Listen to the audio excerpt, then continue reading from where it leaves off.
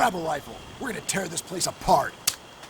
You are Private C. Miller, fighting amidst the chaos of the Allies' campaign in the Pacific during World War II, fighting from the shores of Macon Island to the jungles of Peleliu, and ending at Private Miller's final battle within Okinawa. Nein! Großes Schwein, du hättest lieber tot bleiben sollen! Was ist das?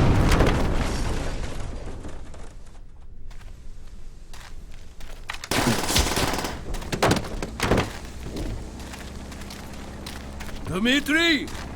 You are also Private Dmitry Petrenko on the Eastern Front, fighting to survive the Battle of Stalingrad long enough to bring the fight into Germany's borders. You'll fight for country and freedom, but you will mostly fight for your allies, because in war, no one fights alone. In 2008, 5 years after the release of Call of Duty, developer Treyarch released the 6th main entry into the series. It was also the last main Call of Duty game set in the World War II theater. On this episode of Knee Deep in the Dead, we continue Call of Duty month with Call of Duty World at War.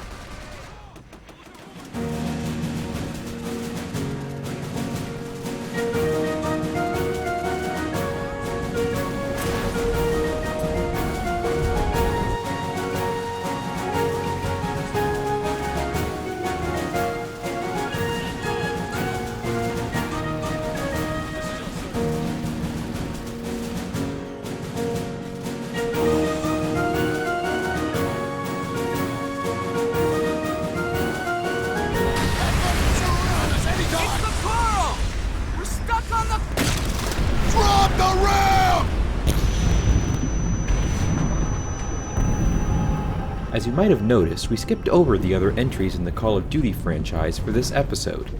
That's because World at War is technically the start of the Call of Duty Black Ops series. Since the overall focus of this Call of Duty month is the Black Ops series, it would have been silly to leave out such a key title.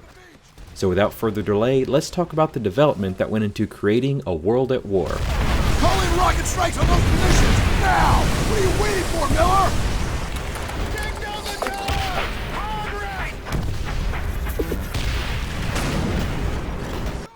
Call of Duty World at War was not the first entry into the series by the development house Treyarch. Their first game in the series was actually Call of Duty 2 Big Red 1, a console-only release in 2005. The very next year they released their first entry into the main Call of Duty series, Call of Duty 3. This was the start of the back-and-forth development cycle for Call of Duty between original developers Infinity Ward and Treyarch. This would allow each development house to have about 2 years of development time for their individual entries, rather than the crunch time that Treyarch had between Big Red 1 and Call of Duty 3. Since the original Call of Duty, the engine the game runs on had been significantly improved. It also became an interesting study in engine iterations. For instance, while the original Call of Duty engine was based off of id Tech 3, future installments of the engine would in turn be based upon that, such as Call of Duty 2, where they modified the original Call of Duty engine and renamed it IW 2.0 in 2005. The engine was further modified in 2007 when Infinity Ward changed it for Call of Duty 4 Modern Warfare, calling it IW 3.0. Treyarch added their own advancements to the engine. While it was still technically the same engine that ran Call of Duty 4, Treyarch added things such as better physics, ragdoll deaths, and enemy models that were capable of dismemberment. While Call of Duty World at War wasn't as huge of a technological jump for the franchise as Call of Duty 4 was, it still contributed advancements to the progression of the series. Which do you think will lead us home? Writing about this war or fighting it? No one will ever read this! Just to let you know, this story jumps around more than a hypersized flea on speed, so bear with me here. Call of Duty World at War's story starts in 1942 with you as Private Miller. Miller, you're okay. Thank God. We're gonna make them pay for what they've done. A U.S. Marine held captive on Macon Island. A daring raid and escape from the island serves as the game's tutorial. The game then fast forwards to 2 years later as Miller and his group take part in the Battle of Peleliu. Bastards ain't gonna know what hit them. The death of their sergeant leads to Corporal Roebuck, voiced by Kiefer Sutherland, getting a promotion to sergeant. Sullivan, no, hold on, you're gonna be okay. Corpsman! You are then, somewhat awkwardly, transported 2 years back to the Battle of Stalingrad as Private Dmitry Petrenko. Do what I say, and we can avenge this massacre. Through a series of events, Dmitri befriends Sergeant Viktor Reznov, and together they assassinate a high-profile German commander before fleeing into the river. Into the river, Dmitri! It is our only chance! Go! We then jump to 3 years later during the Red Army's attack towards Berlin.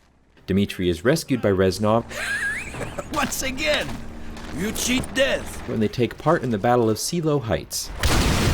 Next it's back to Peleliu as Miller and the Marines charge into the Japanese tunnels to take out the artillery and claim the island for the Allies. How many Marines did we lose taking this rock? Already too many. After that mission, it's back to 1945 as Dmitri drives a tank towards Berlin before boarding trains and kicking off the actual Battle of Berlin. This is how you end a war, Chernoff! This is madness! Oh no, it's a Get inside! The attack on the city leads into the subway before the Germans flood it in a desperate ploy to drown the attacking Russians. On that cliffhanger, you are transported into a PBY Catalina as Petty Officer Locke. In what's actually a pretty interesting mission, you switch between turrets during an attack on Japanese merchant ships before helping to defend a US Navy fleet while rescuing survivors.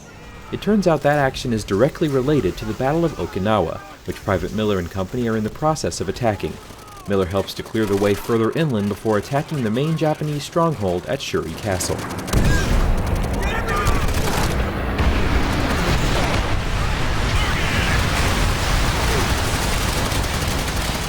The game concludes in Berlin as Reznov and Dmitri climb out of the subway and, in a very good recreation of the storming of the Reichstag from Call of Duty, storm the Reichstag.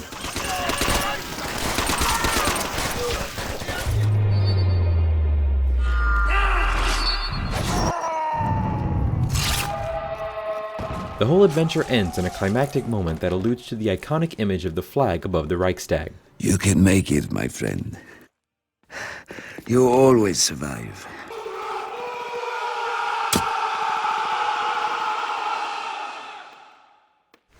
The story in World at War carries on the tradition of Call of Duty games to this point, that being of stories connecting a varied amount of set pieces. World at War also has the distinction of bringing Call of Duty to the Pacific front of World War II. The problem with World at War's campaign is that the set pieces just aren't very good, especially the missions set in the Pacific. The missions set in Germany and Russia are much better, but they all suffer from an issue of generic level design. Outside of the PBY Catalina or the storming of the Reichstag, there's no real standout set pieces that happen. They found us! We need to leave now! Hit the floor! They are trying to burn us out! Stay low! Try not to breathe! I'd also be remiss to not note that World at War also brought about the Call of Duty Zombies Horde mode. In the time I've played, I didn't notice any spectacular story setups there. However, I'll talk more about this mode in the gameplay section. World at War's story is also kind of awkward in that it attempts to set a tone that, in all honesty, does not fit at all within the first-person shooter genre. That being a tone of, look at how horrible this violence is, war is so graphic and terrible. The awkwardness of this tone particularly struck me in one scene where Reznov is talking about the Russians setting out to attack Berlin. All around him are piles of dismembered German corpses, and there was just something very cartoonish about the whole thing. Closer to victory! Closer to revenge! Fire! It just felt really hard to appreciate the war is hell message when the game gives you a flamethrower with infinite fuel and tells you to burn down every enemy in your way. This area is secured.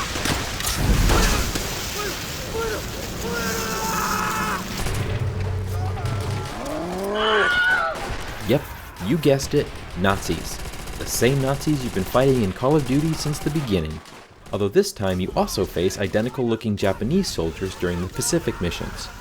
I can definitely say that the Japanese enemies and the Nazi enemies do operate differently. The Nazis fight as you'd expect, standing around shooting.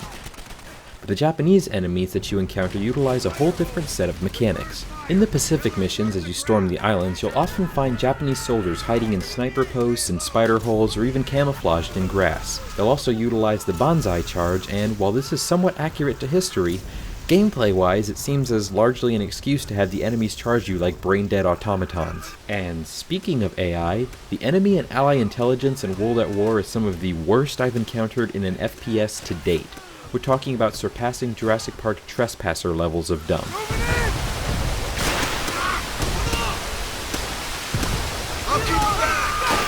Allies and enemies stand next to each other and shoot. Focus on the hill! Spread out!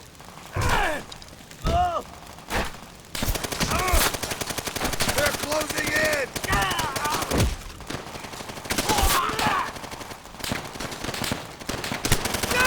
My favorite times are when your allies surge forward, leaving several enemies behind to turn and shoot at you. Hold your ground! Hold your ground! Please enjoy this short montage of the absolutely moronic AI in Call of Duty World at War.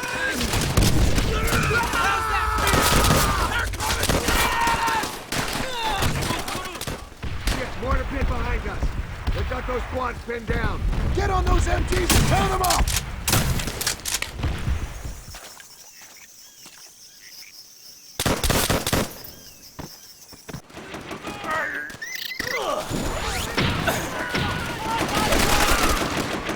All of the weapons I talked about in the Call of Duty episode largely carry over to World at War as well. You've got old friends like the M1 Garand and NEligahn. Added to this collection is what is regularly one of my favorite weapons in any first-person shooter, the flamethrower, or Flammenwerfer. We're nearly there. Keep it together. One last push. Using the flamethrower demonstrates one of the effects added to the game's engine, that being real-time burning of enemies. You can also burn down foliage to get at snipers hiding nearby. However, the flamethrower also boasts an unlimited fuel supply, meaning that whenever I got access to one, I held onto it and used it wherever possible. To say that it's overpowered is an understatement. It's a truly glorious weapon. Aside from the flamethrower, the weapons are all largely bog standard for World War II era Call of Duty. They all still fall squarely into the categories I talked about in the video for the original Call of Duty. As well as this, the sound design and feel, while not being nearly as good as they were in the original, is still perfectly acceptable. Keep it tight. With that, let's move on to the gameplay of Call of Duty World at War and see how, or if, it manages to set itself apart there.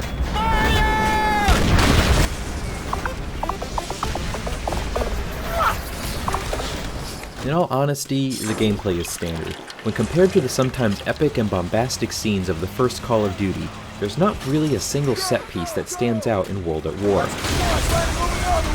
Remember how in the Call of Duty episode I talked about Call of Duty levels being like roller coasters? World at War's levels are kind of like that slower, rickety wooden roller coaster. There's some back and forth action, but nothing to write home about.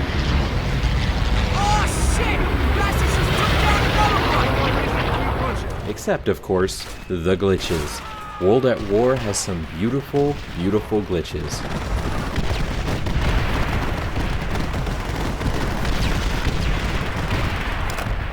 Mostly because of the ragdoll physics not quite agreeing with the physics engine.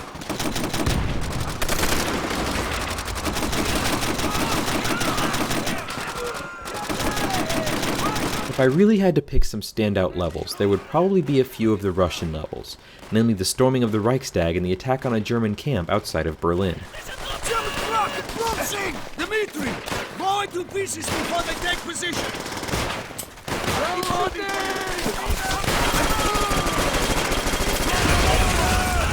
The last mission on Okinawa, when you surge Shiri Castle,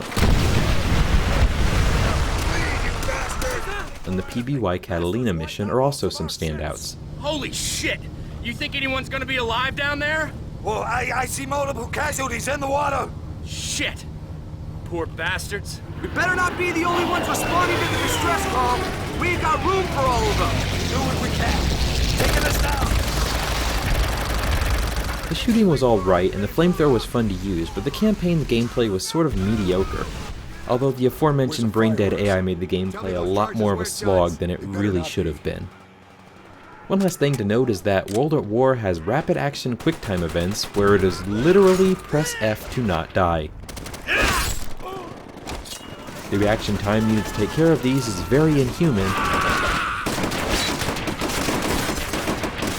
and endlessly frustrating. It would be wrong of me if I didn't also talk about the gameplay of the zombies mode. There are several modes where you fight against increasingly large waves of zombies as they attack whatever structure you're inside. You start with a pistol, but with each zombie kill you earn points. You use these points to buy new weapons, ammo, or to open up new areas of the structure. And that's about it. You can explore the areas, look for devices to use, and just survive waves of zombies with about 3 hits leading to your death.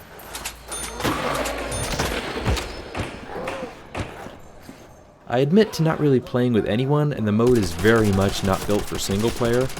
Regardless, I'm not a huge fan of this mode. I think I can see why others may like it, especially with friends, but I'm not a huge fan. On the other hand, the zombie AI is much improved over the regular enemies, so I guess that's a definite plus. Listen up. I want to get through the rest of this quick and clean. You hear me? Quick and clean. So here we are at the conclusion. If I had one word to really describe Call of Duty World at War, it would be standard or mediocre. While not a bad game, and while the shooting is still pretty good, I think World at War is sort of an awkward game in this series. It represents a time when I think Treyarch was still trying to really get their footing in the Call of Duty series. The game definitely has its moments, but it's not really one of my favorites.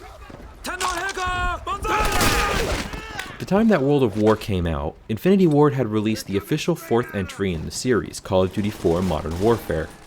Treyarch's efforts here harken back somewhat to the time when people looked forward to Infinity Ward's entries as the real ones, and Treyarch's as kind of the knockoffs. This perception would change as time went on. And that perception would start to shift with the release of the next game we'll be covering, as we delve into the darker side of combat and perform some hidden Black Ops. But until then, my friends, as always, game on and take care. As long as you live, the heart of this army can never be broken. Things will change, my friend. As heroes, we will return to Russia's embrace.